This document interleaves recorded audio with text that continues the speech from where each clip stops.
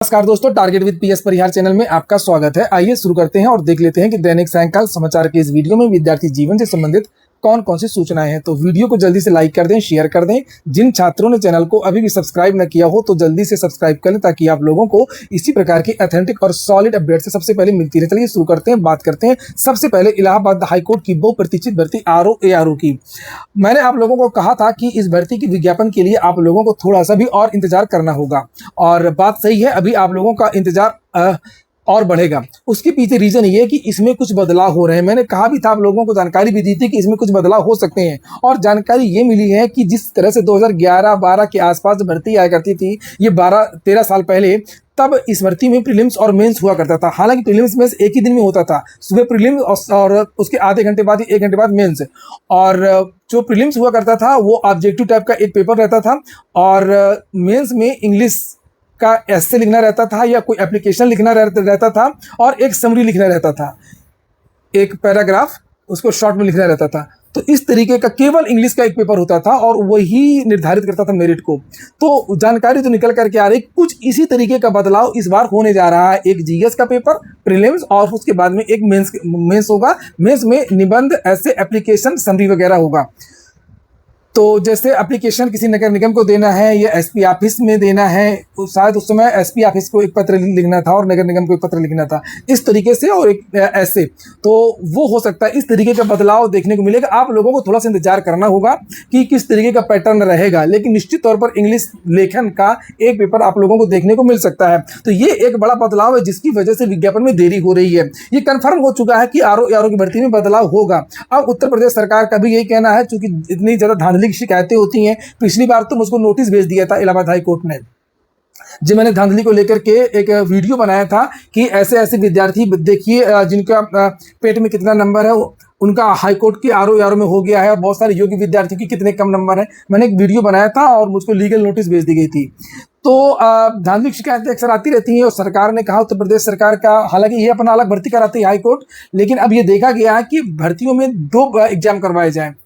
और एक ये भी कारण हो सकता है कि करप्शन ना हो, प्रीलिम्स मेंस करवाया जाए, और दूसरा ये भी हो सकता है कि लेखन शैली विद्यार्थियों की चेक किया जाए मेंस, चूंकि समीक्षा अधिकारी का काम ही होता है लिखना और जांचना, तो इसलिए ये बदलाव हो सकता है। तो ये बदलाव आपको देखने को निश्चित तौर पर मिलेगा इस बार आरओ की भर्ती में। इसके लिए आप लोग कमर कस लीजिए, इंग्लिश का निबंध इंग्लिश भाषा में, और जो एप्लीकेशन वगैरह है इसकी तैयारी करना शुरू कर दीजिए धीरे धीरे इसे ही। उसके बाद में अब बात इसी से पहले संबंधित कर लेते हैं बीपीएससी टीआरई 4 की भी, जो ताज़ा जानकारी मिली है कि यही चीज़ टीआरई 4 में भी है। अभी आपने देखा एईडीओ का पेपर लीक हो गया था बिहार में 3-4 दिन पहले से, वहाँ पर बड़ा आलोचना हुई, और अंत में आज बताया गया कि वो पेपर रद्द कर दिया गया। डिसीजन वहाँ की सरकार ये ले रही है कि बिहार में जो सिंगल एग्जाम हुआ करते थे बीपीएससी के टीआरई 1, टीआरई 2, टीआरई 3 के, कि एक एग्जाम दिया, रिजल्ट आ गया, आपको नौकरी मिल गई, अब ये नहीं होगा। अब बिहार की टीआरई 4 से जितनी भी भर्तियाँ हैं सभी में प्रीलिम्स और मेंस होंगी। पेट भी इसीलिए लगाया गया है करप्शन को रोकने को लेकर के।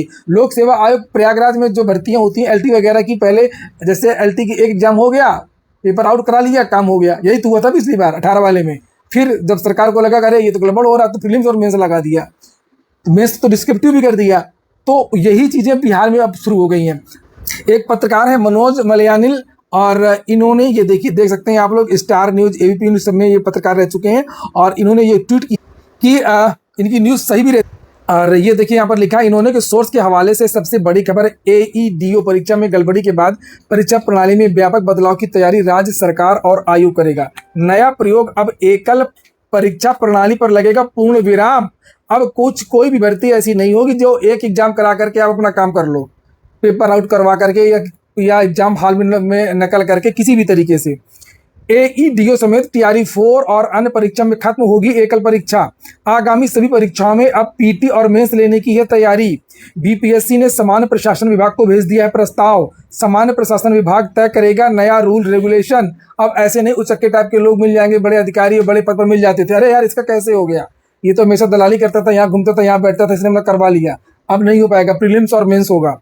नए रूल रेगुलेशन पर कैबिनेट में स्वीकृति के बाद होगी आगामी परीक्षा।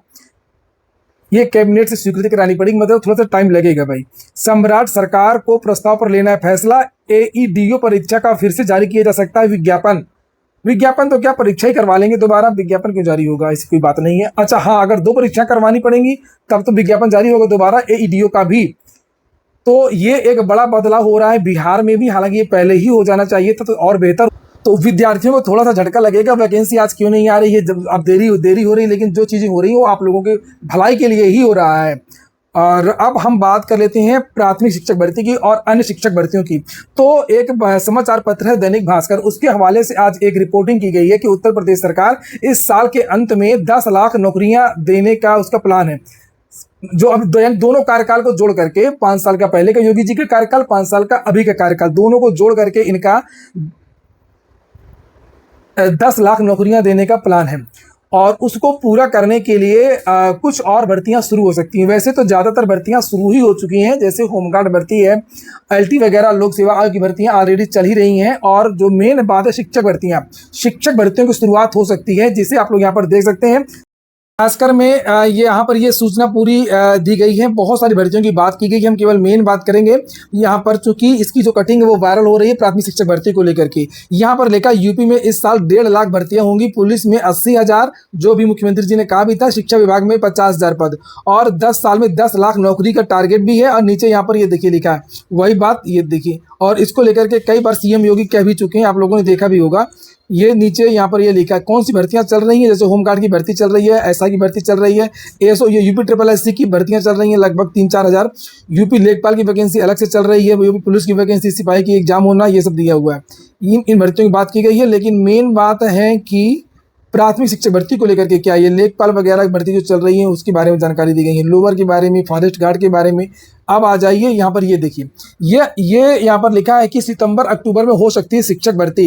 17 फरवरी 2026 को शिक्षा मंत्री ने बताया था कि यूपी में शिक्षकों के 46,944 पद खाली हैं। यूपी में 2018 के बाद बेसिक शिक्षा के स्तर पर कोई भर्ती नहीं आई। सरकार 2, 3 और 4 जुलाई को टीईटी की परीक्षा करवाने जा रही है। करीब 35,000 पदों पर सितंबर या अक्टूबर तक विज्ञापन जारी होने की संभावना है। और माध्यमिक की बात भी यहाँ पर की गई है कि आने वाले समय में 25,000 भर्ती, 25,000 सही लिखा है, और ये माध्यमिक में तो आ सकती है, क्योंकि इसमें 16,000 पद टीजीटी के हैं, 2700 पद पीजीटी के हैं, 2500 पद प्रधानाचार्य प्रधानाध्यापक भर्ती के हैं, और कुछ असिस्टेंट प्रोफेसर भर्ती के हैं, और कुछ अन्य पद भी हैं। तो यहाँ पर माध्यमिक की भर्ती वाली बात सही है। और प्राथमिक के लिए अभी इस तरीके का तो मेरी जानकारी में नहीं है, लेकिन समाचार पत्र के माध्यम से जानकारी दी गई है। तो हो सकता है कि सरकार जब हर विभाग में नौकरियां दे रही है तो हो सकता है कि इस विभाग में भी नौकरी निकाल दे, कोई बड़ी बात नहीं, 35,000 भर्ती निकाल भी सकती है। और आंगनबाड़ी के बारे में लिखा, डॉक्टर के बारे में लिखा, तो वेट कर लेते हैं, देख लेते हैं, कोई दिक्कत नहीं है। चूँकि चुनावी वर्ष है, सरकार कोई रिस्क नहीं लेना चाहेगी, और नहीं तो फिर लोकसभा वाला हाल हो जाएगा, गठबंधन की सरकार। और यूपी में ऐसी कोई छोटी छोटी पार्टियां नहीं हैं जो सीएम योगी को समर्थन देंगी।